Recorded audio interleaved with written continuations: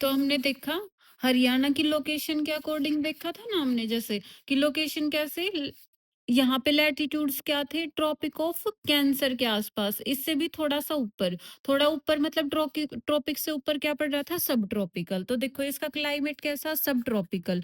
और है कैसा, ज़्यादा रेनफॉल कम है ना, तो इसलिए ड्राई। और साथ में जो राजस्थान के साथ अटैच है एरिया, तो वहाँ पे डेज़र्ट का भी इम्पैक्ट है। और क्या है, कॉन्टिनेंट, क्योंकि ओशन के आसपास नहीं है। तो हरियाणा का अगर मोटे तौर पे अगर देखते हैं कि क्लाइमेट कैसा है, तो वो हो जाएगा सब ट्रॉपिकल ड्राई कॉन्टिनेंटल क्लाइमेट। ठीक है, ये हो गया। अब इसको थोड़ा-सा और डीपली देखते हैं क्या होता है। अगर कोपेन क्लासिफिकेशन देखते हैं ना, तो उसके अकॉर्डिंग हरियाणा के क्लाइमेट को मेनली टू पार्ट्स में डिवाइड करा गया कि टू टाइप का क्लाइमेट है हरियाणा के अंदर। टू टाइप कैसे, एक तो है ह्यूमिड सब ट्रॉपिकल क्लाइमेट और दूसरा है हॉट ट्रॉपिकल स्टेपी क्लाइमेट। ठीक है, ये CAW और BSH ये फिर किसी और वीडियो में कवर करेंगे। ठीक है, ये सब है वो कोपेन क्लासिफिकेशन के अकॉर्डिंग। ठीक है, अब ये क्लाइमेट अलग अलग दो क्लाइमेट क्यों बताए, देखो हरियाणा की लोकेशन कुछ ऐसी है। यहाँ पे north eastern part of Haryana में क्या है, यहाँ पे है अपनी शिवालिक हिल्स। शिवालिक हिल्स के आसपास रेनफॉल भी सही होती है। तो फिर यहाँ का क्लाइमेट बाकी जो अपना क्लाइमेट है उससे अलग होएगा। और यहाँ पे क्या है, ये एरिया है राजस्थान के टच में, तो यहाँ पे क्या थार डेजर्ट भी है।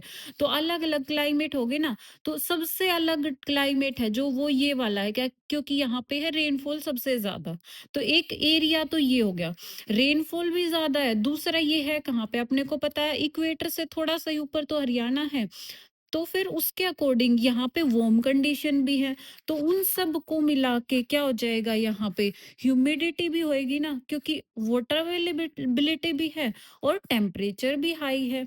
तो फिर इस कारण जो ऊपर के एरिया का टेम्परेचर, जो क्लाइमेट होगा वो हो जाएगा ह्यूमिड। और सब ट्रॉपिक्स में आता है, सब ट्रॉपिकल एरिया में हमने देखा ना कहाँ पे, ट्रॉपिक से थोड़ा सा ऊपर है, मतलब सब ट्रॉपिकल। तो ह्यूमिड सब ट्रॉपिकल क्लाइमेट हो गया एक तो। और ये कहाँ पे, शिवालिक के आसपास का एरिया, जो भी हमने देखा था ना, अंबाला, यमुनानगर, कुरुक्षेत्र और पंचकुला, ये वाला एरिया। ठीक है, बाकी जो बचा उसको एक कैटेगरी में डाल दिया। वो कौन सी हो गई, ट्रॉपिकल स्टेपी क्लाइमेट। ठीक है, ये मोस्ट ऑफ द हरियाणा में होएगा।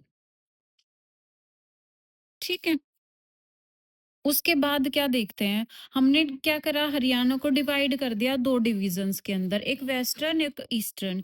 क्यों, क्या अपने को पता है वेस्टर्न डिवीजन में क्या है, यहाँ पे रेनफॉल कम हो रही है ना वेस्टर्न डिवीजन में, यहाँ पे ये वाला एरिया। और यहाँ पे ये वाला एरिया थोड़ा सा रेनफॉल ज्यादा रिसीव कर रहा है, तो दो पार्ट्स में डिवाइड करा। दो पार्ट्स में डिवाइड करके यहाँ पे पता है ज्यादा रेनफॉल, तो एनुअल देख रहे हैं, तो उसकी क्या हो जाएगी रेनफॉल, 500 से लेके 1100 mm तक। और वहीं वेस्टर्न डिवीजन में कितनी रेनफॉल है, 400 से 500 mm तक। ठीक है, और ये इनके अंदर कि कौन कौन से स्टेट्स के अंदर कवर करता है। ठीक है, कुछ इनमें कॉमन भी हैं। अब उसी के बेस पे देखते हैं कि हाईली मॉइस्चर लैंड है ये, क्योंकि यहाँ पे क्या कर रहा है, रेनफॉल ज्यादा है, तो मॉइस्चर लेवल तो ज्यादा होएगा ही।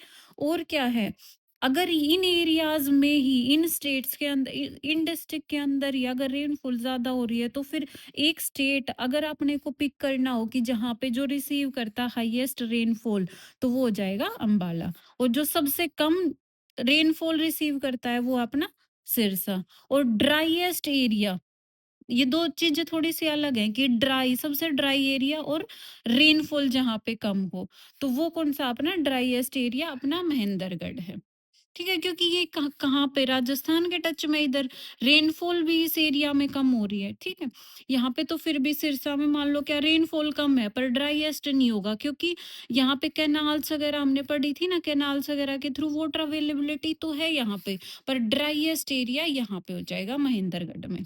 ठीक है, अब देखते हैं टेम्परेचर, टेम्परेचर कैसे वेरी कर रहा है। अपने को पता है मंथ वाइज देखते हैं, जुलाई में क्या होएगा, जुलाई में होता है कि ना मॉनसून आने लग जाता और टेम्परेचर स्टेट का क्या डिक्रीज करने लग जाता, उससे पहले टेम्परेचर होता है ज्यादा। देखो उसका रीजन क्या है, यहाँ देखते हैं।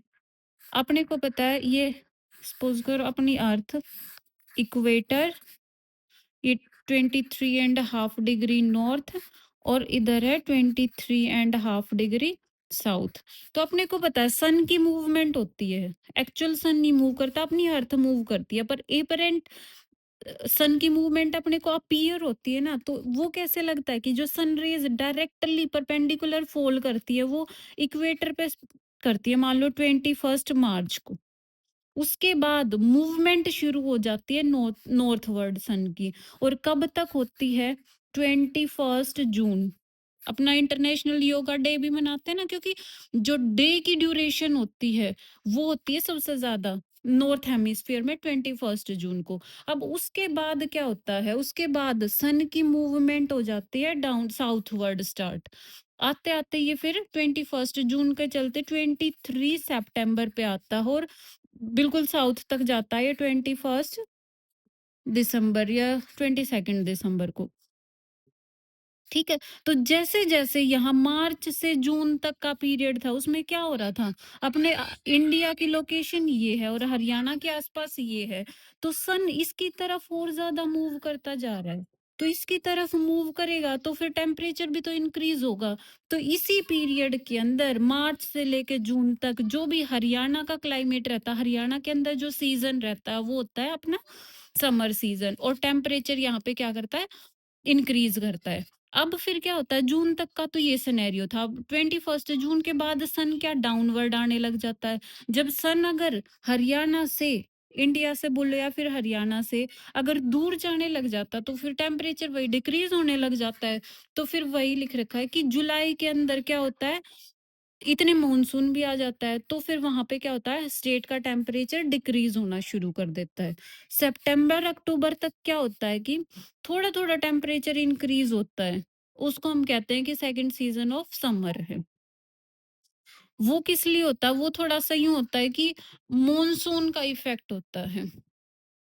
और देखते हैं नॉर्थ और साउथ हरियाणा में क्या होता है। नॉर्थ हरियाणा में ना, नॉर्थ हरियाणा और साउथ हरियाणा को देखते हैं, तो नॉर्थ हरियाणा थोड़ा थोड़ा ना इक्वेटर से दूर है, और ये इक्वेटर के पास आने के साथ साथ ये थोड़ा सा अरेबियन सी के भी पास आ जाता है, थोड़ा सा ओशियनिक इफेक्ट भी इसके ऊपर आ जाता है। तो यहाँ पे क्या चीजें रन करेगी, हमने देखा ना, नॉर्थ नॉर्थ में क्या था, कॉन्टिनेंटलिटी इफेक्ट आएगा, कि थोड़ा सा ज्यादा टेम्परेचर मिला तो उधर ज्यादा टेम्परेचर, वो सनरेज अगर ज्यादा मिल रही है तो वो उधर की पर्टिकुलर लोकेशन ज्यादा गर्म हो जाएगी। जैसे ही सनरेज दूर गई तो फिर उधर टेम्परेचर ड्रास्टिकली फॉल करना शुरू हो जाएगा। और साउथ में जैसा ही लग रहा है कि अरेबियन सी के थोड़ा बहुत पास है तो उसका इम्पैक्ट आएगा। तो वहां पे वोटर का इम्पैक्ट आ गया ना, तो वोटर की हमने देखा था स्पेसिफिक हीट क्या थी, हाई थी, कि उसको ज्यादा टेम्परेचर चाहिए, ज्यादा एनर्जी चाहिए उसके टेम्परेचर को इंक्रीज करने के लिए। तो फिर इसके कारण स्लाइट डिफरेंस देखने को मिलता है अपने को नॉर्थ और साउथ के टेम्परेचर कंडीशंस के अंदर। तो वही है कि मच डिफरेंस मिलता है between winter and summer temperature. जो एनुअल टेम्परेचर रेंज होएगी ना वो इनकी हाई होएगी, क्योंकि ज्यादा लैंड लैंड है यहाँ पे, ज्यादा कॉन्टिनेंटल इफेक्ट है, कि यहाँ पे क्या विंटर्स में तो एकदम से टेम्परेचर फॉल कर जाएगा क्योंकि सनरेज दूर जा रही है, तो टेम्परेचर एकदम से गिर जाएगा। और सन रेज जैसे ही ज्यादा आएंगी, परपेंडिकुलर आएंगी इसमें विंटर्स में, तो वहां समर्स में तो वो क्या होएगा, जल्दी से लैंड है ना, तो स्पेसिफिक हीट उसकी लो है, तो जल्दी से टेम्परेचर गेन कर जाएगी। तो फिर कंडीशंस कैसी होगी इसकी, एक्सट्रीम होगी ना, कि इंक्रीज करा तो भी ज्यादा करा, डिक्रीज करा तो भी ज्यादा करा। तो फिर जो एनुअल रेंज हो जाएगी ना, मतलब हाईएस्ट और लोवेस्ट टेम्परेचर का जो भी डिफरेंस है वो हो जाएगा हाई, और यहाँ पे कंपैरेटिवली कम रहेगा क्योंकि यहाँ पे ओशन के इफेक्ट आ गया ना, तो स्पेसिफिक हीट ऑफ वाटर थी कम। तो इनमें एनुअल टेम्परेचर रेंज इसके कंपैरेटिवली लो रहेगी, साउथर्न हरियाणा और नॉर्दर्न हरियाणा में। अब ये कुछ फैक्चुअल चीज़ें हैं कि समर का अगर एवरेज टेम्परेचर देखते हैं वो कितना होता है हरियाणा में 35 डिग्री सेल्सियस और अगर विंटर का एवरेज टेम्परेचर देखते हैं तो वो हो जाएगा 12 डिग्री सेल्सियस और एवरेज रेनफॉल ऑफ हरियाणा देखते हैं तो वो हो जाएगी 40 से 60 सेंटीमीटर।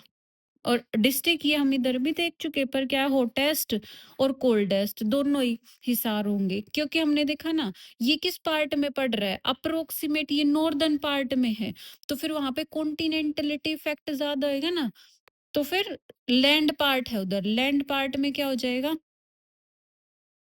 टेम्परेचर जल्दी से गेन करेगा और जल्दी से लूज करेगा तो फिर हॉटेस्ट भी और कोल्डेस्ट भी यही हो जाएगा और ड्राईएस्ट हमने देखा था महेंद्रगढ़ कहाँ पे साउथ में लाई कर रहा है और इधर क्या राजस्थान के कांटेक्ट में मतलब थार डेजर्ट के आसपास है तो ये अपना एरिया ना यहाँ पे रेनफॉल इतनी ज्यादा तो ड्राईएस्ट एरिया महेंद्रगढ़ था और वो डिस्ट्रिक्ट जहाँ पे लोवेस्ट रेनफॉल होती है वो है सिरसा और हाईएस्ट होती है वो अपना अंबाला क्योंकि अंबाला वाला एरिया हमने पहले भी देखा ना कि शिवालिक के आसपास का एरिया है वहां पे वैसे ही ज्यादा रेनफॉल होएगी ठीक है तो ये सब था क्लाइमेट ऑफ हरियाणा का अगर इसके बाद भी कोई डाउट रहता है तो उसको कमेंट सेक्शन में डाल दें और फ्रेंड्स अगर मेरी वीडियोस अच्छी लग रही है हेल्पफुल आपको लग रही है तो इनको लाइक शेयर और सब्सक्राइब जरूर करें